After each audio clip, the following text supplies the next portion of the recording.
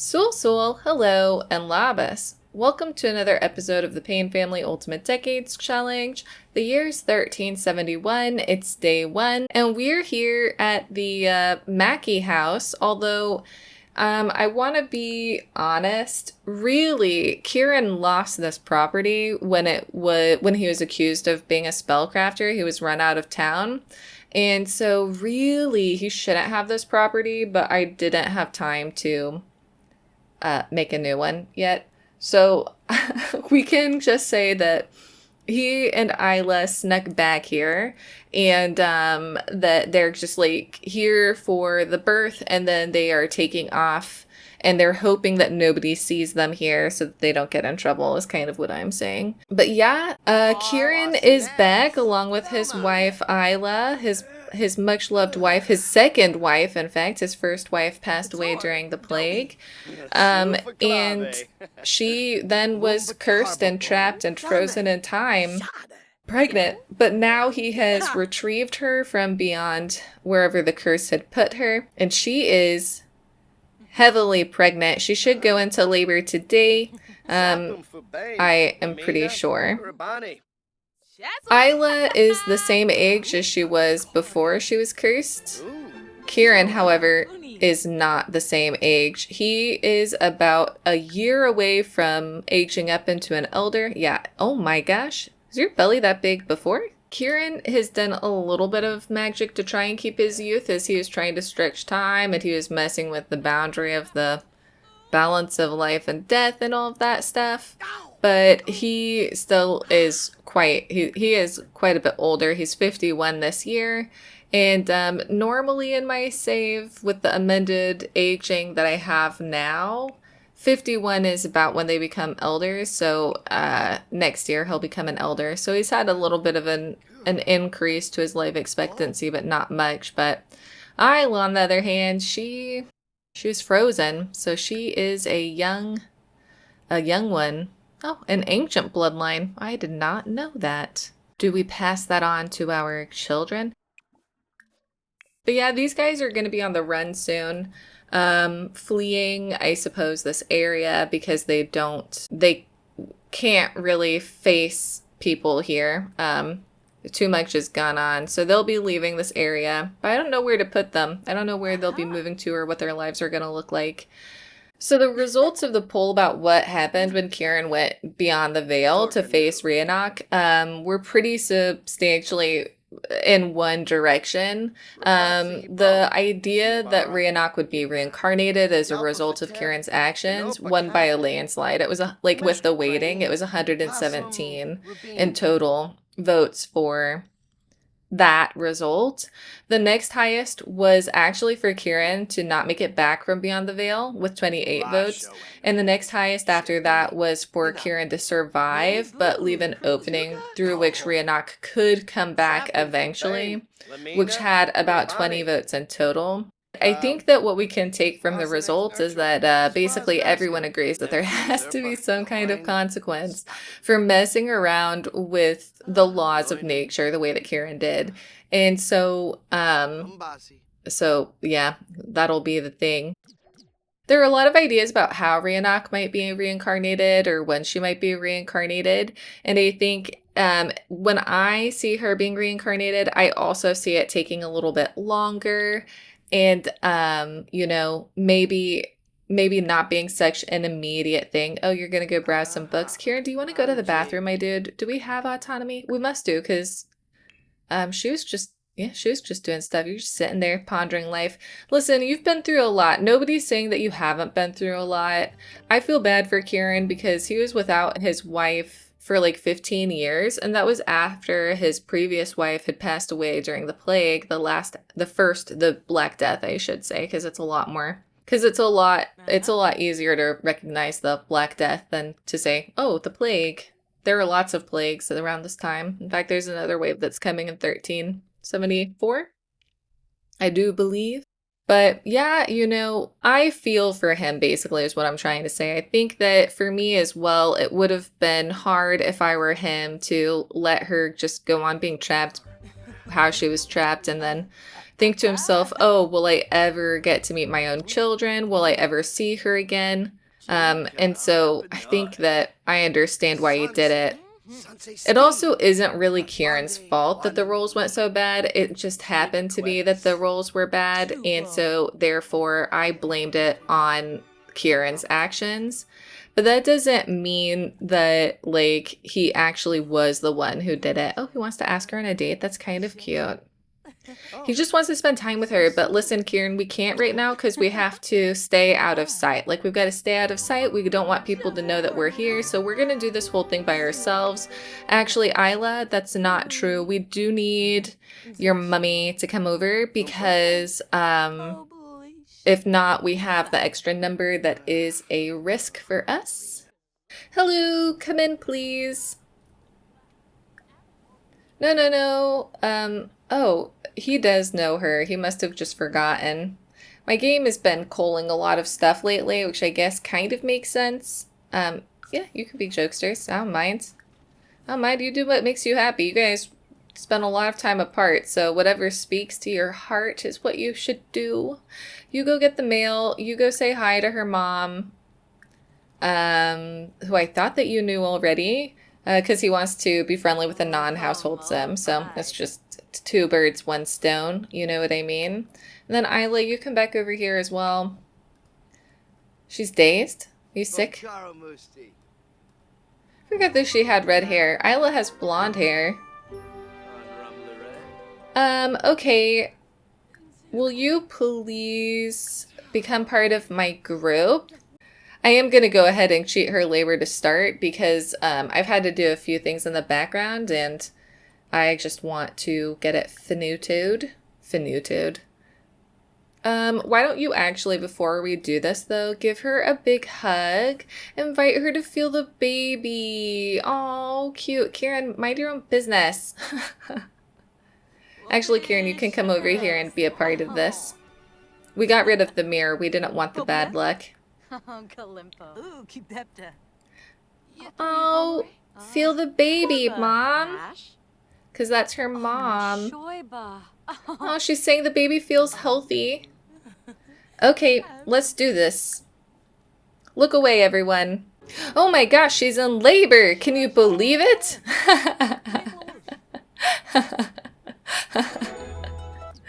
Okay, 1 second. Give me a second. I was so amused with myself for my own joke. I did hope that her mother would be talking to her and not doing push-ups, but I mean, we all can hope for what we hope for in this world, and we only get so much, you know? Go, Isla, go. Welcome back to the land of the living. Welcome back to having autonomy and having the ability to move your body and not just being frozen in place. Who knows if she was conscious during that whole time? Well, she must not have been, because you would totally go insane, wouldn't you? If you were trapped without being able to move or talk or interact with anyone for like 15 years, you would definitely go insane. Is it just me? Is it just me? Oh, she's like, you've got this, daughter. I don't know why she's so dazed, but go, Isla, go. And then we'll have to pack up this place and go on the run. Oh, and it's a boy born first. Interesting. It's twins. So the name that I've gone with for the boy is, I believe it's actually pronounced just A. Like A, as in like the A sound. But it's spelled like this and it means fire. And I think it's a really cool name. I really like it. Oh, and a girl. Oh, who would have thought? I went ahead and went with the name Maeve, spelled like this. It was suggested quite a long time ago by someone in the comments called V Who Sims. And I just really like the spell. I just really love the spelling, you know? I really do. So we've got A and we've got Maeve. Oh, that's cute for twin names. What did you get? Oh. And then as you guys remember, because of the curse, these are the only babies that they will ever have. That Ciaran will ever have. Isla can have as many babies as she wants to, you know? But let's go ahead and do their roles. Okay, so first one doesn't count for Isla. To survive this birth, she cannot roll the numbers 1, 11, or 15. She has to roll twice, so... And... she's fine. And for the babies, they have to avoid rolling the numbers 1, 5, 10, 15, or 20 because they're spellcasters. That sort of saves them some of the hassle. So for the boy first, he's fine, and the daughter is fine. So everyone's fine. Fantastic. Easy peasy lemon squeezy, as they say. So I guess on that note, that is about all that I was going to do with these guys today. Oh, hey, Egla. I wonder what Egla's doing here. Hello? What do you guys think that means? Do you think she was looking for some kind of magic? Well, on that note, I think we'll go ahead and leave these guys here. So in the morning, we will be with the main pains because the kingly visit is happening. We have to give up all of our food, and we will see if Edgar makes it back from the war. So I guess I will see you in the morning at the main household. All right, so here we are at the main family. Edgar has come back from war, which is very exciting. Selma is on her way to get reacquainted with him now. He was away for a couple of years and they've missed each other, so they're off to spend some quality time together. Lucia's just out here. Why are you in your cold winter clothes? Why don't you go ahead and change into... I mean, it's warm out, my friend. Lucia's just out here, you know, hanging with the bees. Collecting beeswax, collecting some honey, doing that kind of stuff. She's really excited her brother's back. She's like, let's go and cloud gaze right now. I did miss the cutoff for, you know, when the plants are ready to be harvestable, which is kind of unfortunate because we are going to have to give all of our stuff away today to the Earl. So that's a super massive bummer. But in the meantime, what we're going to do is we're going to clean the nectar maker and we're going to use up what we can. Because I'm a jerk like that, and that's what I'm going to do. I'm going to take everything that I can and I'm going to use it before we have to give it away to the king for the kingly visit. So off we go. However, what else is going to happen is that today we're actually going to have a stayover with Ingrid and her family, who, if you remember, are kind of like wandering. So they're going to come over for 3 nights and they are going to stay with us here at our place. And I thought that could be quite nice because the kids, like, you know, they don't really have a chance to make any friends because we're so busy running the business and everything. Why don't you use the bathroom? You want to be friendly with Selma? That's a great idea. And then we'll open the business. Oh, look, Ingrid is here. Hello. I'll take that for you and I'll put it over, I'll put it up here, or I guess not. Well, I don't really want it just like right there in the way if you don't mind. Here, I saw it flash somewhere. Where can it go? Here? How about instead of there, like here? The heck? Has to go on a surface? Well, that's annoying. Yeah, you can like fitness if you want to. Okay, I guess it can go. Where can it go? Somewhere? I think that's gonna catch on fire. Fine, it can go here, I guess, if it must. Edmund, do you want to meet your cousins? Oh, I thought the cousins were gonna come over too. It looks like it's just her. It's not exactly what I was expecting. Lucia, do you want to come and say hello? A polite introduction? And why don't you stop talking to her? You want to be friendly with Lucia? You want to make money selling nectar? Okay. All in between episodes, I'll try and fix it. Oh, that's right. It's now Selma's business. I'll try and fix it and make it so that the kids can come over too.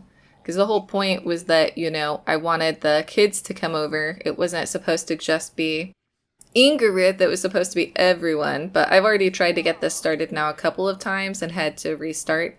So instead, I'm just gonna let things go for now, and in the future, I'll fix it. So, Lucia, how are you two getting along? Do you want to say, oh, welcome to her? Esmond is just wandering around on his own. I know that you want to ride the rocking horse. Why don't you go and do a potty first instead? Oh yeah, chatting with Ciaran. Hey Ciaran, what's up, bro? Well, I guess cousin?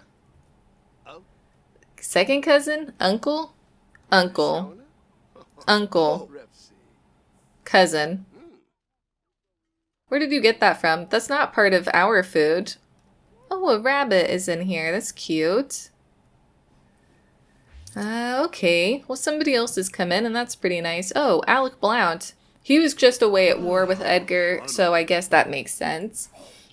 You'll see the war rolls soon, but I guess actually speaking of the war, something that we could talk about that would make a lot of sense is the historical stuff for this year. Oh my gosh, they really are getting along.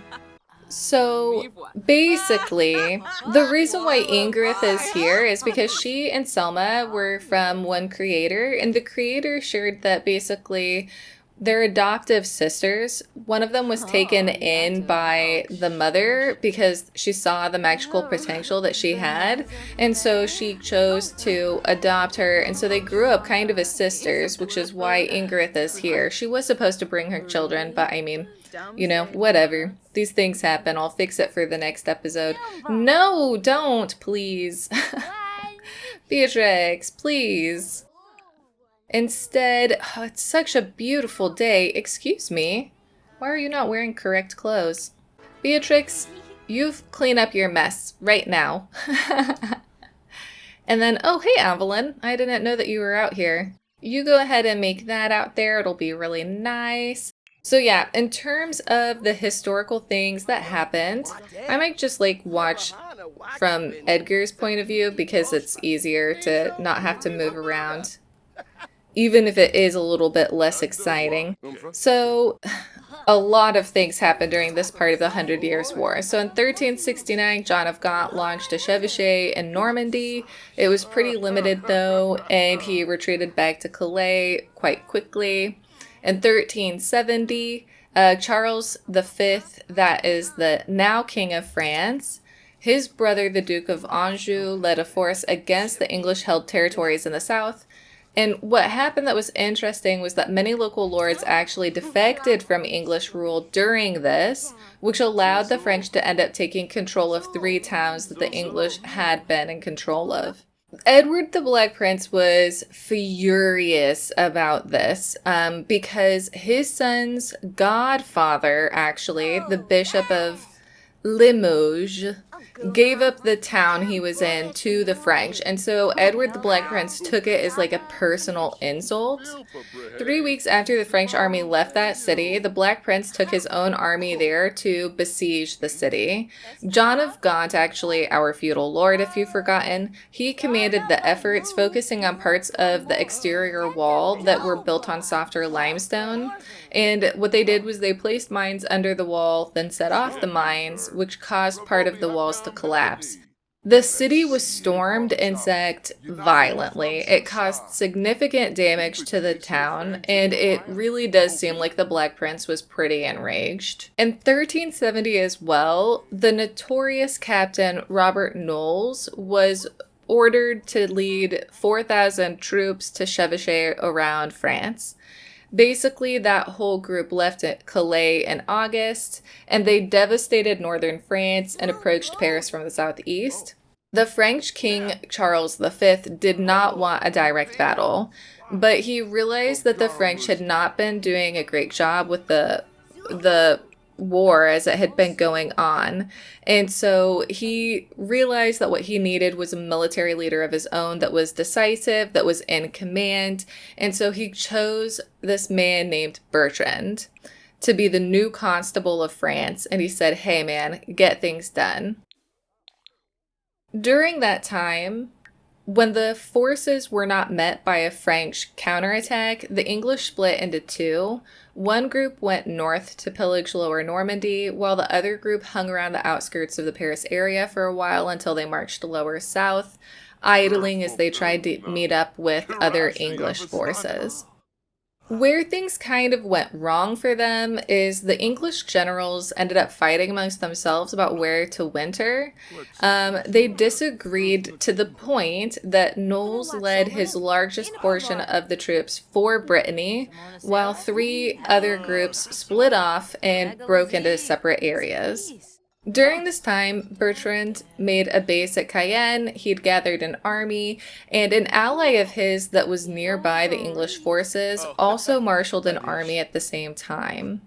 The English didn't know that the French had two sizable forces to contend with, and that the French armies had met up ahead of them, waiting in place for any of them to approach the city of Pont-Vilain. So when the English broke their army up into three due to squabbles about where to dig in for the winter, it was a pretty bad move that had pretty big consequences. So what happened after this point, when the French were lying in wait for the English and the English had made themselves weaker by splitting into four separate groups, is that one of the three groups who had broken off was completely overcome. Most of the men were killed or captured. Very few escaped. And it was pretty much just a done deal. Another one of the four forces had gone to a nearby abbey to shelter, but they were attacked when the French forces found out where they were. It may have gone slightly better for them, but the second French force joined with the first one who had found them, and so after a day of fighting, the combined French forces won. The abbey was stormed, engulfed in fire, and most of the English were massacred. Very, very few people survived this from either of those smaller groups, and the few who did fled to Aquitaine. That has influenced the rules that I came up with, but we'll get to that in a second. Knowles and a fourth group made it to Brittany just fine, but even so, when they tried to return to England in the spring, they were harassed by the French. And this was a super big win for the French, because the French had lost a lot of morale when the English had been so successful earlier in the war, and this showed that they could overcome the English. By 1371, Edward the Black Prince is very sickly from the disease that he picked up while he was campaigning in Spain. At this point as well, his oldest son has passed away, and he is mourning the loss of him, and he's really frustrated with the recent changes in France. So he goes home to England, leaving his brother John of Gaunt in charge of Aquitaine. But unfortunately for John of Gaunt, it really just doesn't go well. 1371 saw the French take control of many of the castles that the English had been using to launch chevauchés from, and John of Gaunt was only able to recapture a very few of them. Overall, this part of the war doesn't go great for the English. The finances were really, really poor. They were losing the territory they'd previously gained from fighting, and many of the commanders that were their best were either taken captive during this time or perished in the fighting. So I'll go ahead and put the rules in here so that you can see how did the rules end up working for our Sims. Because of the way that this part of the 100 Years' War went, some people ended up on the smaller forces that got completely destroyed by the French. And so I thought, we should probably follow that. So the amended part of the rules for this part, I said, is on a D10.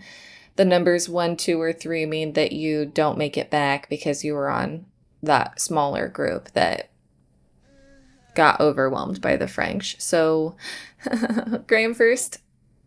He's fine. What about Edgar? Oh, is fine. What about Alexander Brewer? Somebody recently made a comment saying that the Brewers weren't coming back. You know who you are. What about Conrad? Is coming back. What about Deanna? Oh my gosh. No. Oh, no. Edwin is fine. What about Alaric? Is fine. Okay. And I don't know that I really want to roll for the kids. I'm tempted to say that the kids stuck with their caretaker Edwin. So then we have to find out what happened to the other ones if they, are coming back. I can't believe we just lost Deanna. To be honest, I'm kind of in shock about it. I haven't had a chance to process it. So, okay. So on a D20 for Graham first, what happens with him? Number 11. He was captured by the dang enemy. Oh my God. So he's not coming back. He's not coming back right now. If you can hear me typing, I'm sorry, but I have to write it down, even though I'm probably not forgetting that. Okay, what about Edgar? Number 5. Oh, classic Edgar. He developed relationships. So he's even closer, I guess, with John of Gaunt or some other nobles. Golly, Edgar is really popular with the noble males. What about Conrad Brewer? Number 8, that's a nothing. What about Edwin? 16 is nothing. Alaric. Number 10 is nothing. What about Adam the Third? 16 is nothing. And Theo Matthews, 5. Also developed relationships. That's interesting. That's kind of good because his mother, Blanche, she married far below her station. And so it wouldn't surprise me if it turned out that, like, he's kind of looked down on him and his sister. So in a way, that's kind of nice. Wow, Deanna didn't make it. That's some crazy bananas. Okay, so next up, there are 4 English homes that are at risk as the Sims are coming back from war, in case, the guys just get a little bit kooky coming back from war. So they just have to avoid rolling the number 4 on a D10, that's it. So Paynes are fine. Isolde and Alarix is fine. What about the Blount home? Is fine. And the Jacobsons is also fine. Okay, good. It would have made a lot of sense if the Jacobsons had been attacked, but I mean, you never know. These things happen in war. Buddy, please. Lucia, can you please tell him off? No, you cannot. I guess that answers my question. What a fool I was to think such a thing could happen. Could you please do chunky vegetable stew? You, clean this up. Stop what you're doing. Clean that up and use the bathroom. As for you, do not make a mess. Do not do it. You can go over here and, I guess, like, play, if you don't mind. Oh, level 5. Congratulations to you, my dude. Esmond is taking himself to bed, the baby. The baby Esmond. And then I don't know where Ingrid is going to sleep. She can sleep anywhere she wants to, She can sleep here. This can be yours. Okay, Ingrid. You can sleep with the customers. Oh, hello. You're a pirate. Oh, yeah, we don't have a bed for Lucia. We have to buy one. Okay, well, first things first, though. We actually have to sell everything that we own for the king. So, 1 second. So we started before giving away all of our food with 52,748. Of course, we now have 65,601, which means that our food was actually worth 12,853 simoleons. But because we are peasants, we only get to keep 10%, which is 1285. So we're going to be actually left with 54,033 simoleons.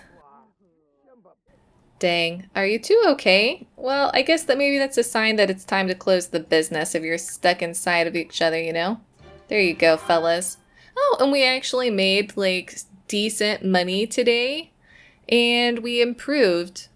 Wow, okay.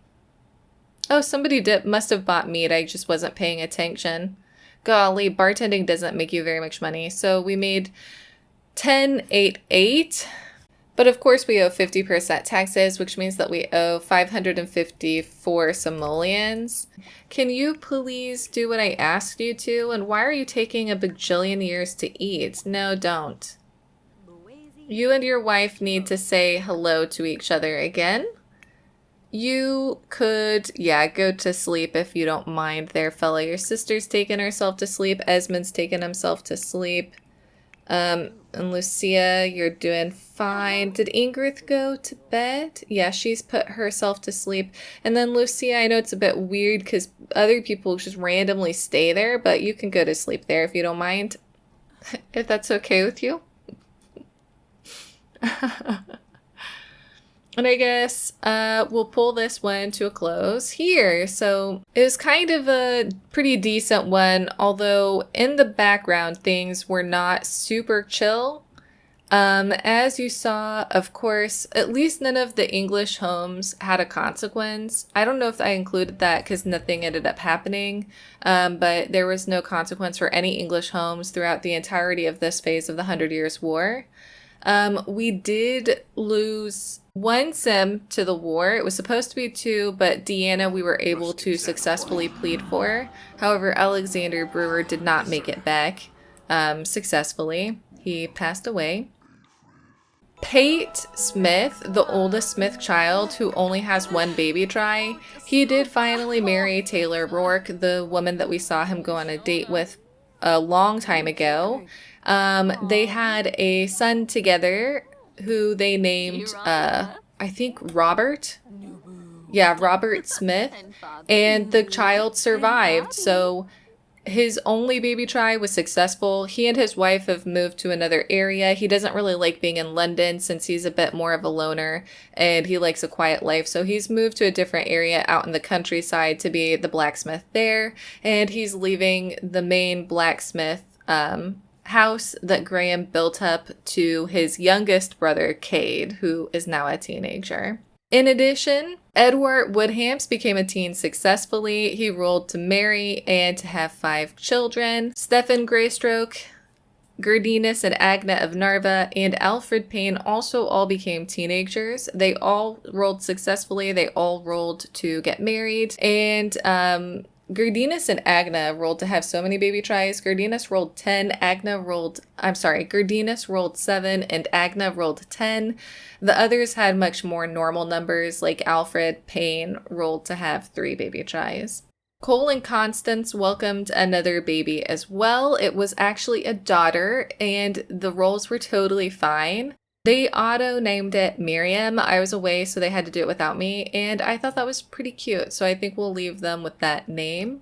However, it wasn't all good news, because for the Fitzhenrys, while Alarc did come back, and while Aldred was successful with becoming a toddler, his oldest daughter, Sybil, failed her child birthday roll, and we were unable to plead for her. She passed away. Gel Valance also failed her young adult birthday roll, but her son was able to successfully plead for her to be saved, so at least there's that going for her. Anyways, I hope that you've enjoyed this part. In the next one, hopefully Ingrid's children will be with her as stayover guests. That was the intention, but we shall see. So anyways, I hope that you've enjoyed this part. As always, let me know your thoughts and ideas in the comment section below. Thank you to the Patreon supporters who are over there. I really appreciate you. And thank you for watching this video. And I will see you in the next one. Bye bye, everyone.